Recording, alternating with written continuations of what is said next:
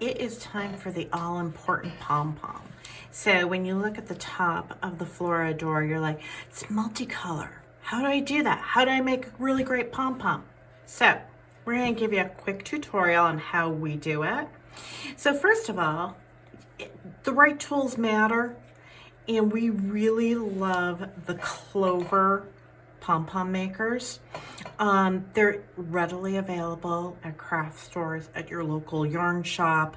They come in multiple sizes. I think this one's the medium that we used for the FloraAdora hat.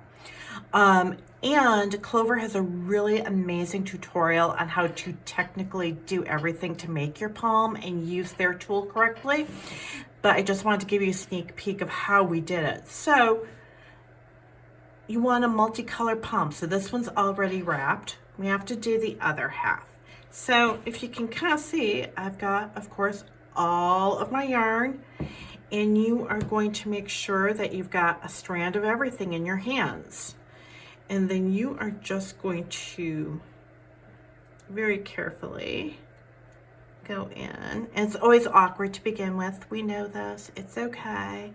And you're just going to start wrapping very evenly along the base to make sure you're building your pom-pom well from the very beginning. And give your little strands a yank. So you've got plenty there, and then just work your way back along. But you're gonna have all of your colors together at once, so then once you're done making your pom-pom, you end up with something multicolored like this. So you've got every single color that got used here, not the gray, but your bundle colors are all here. I suppose you could throw in gray if you're really into it. It's your hat, so you do what you wanna do. So you can see it's sitting up top there. Important thing to have on hand is a really nice pair, sharp pair. These don't get used on paper.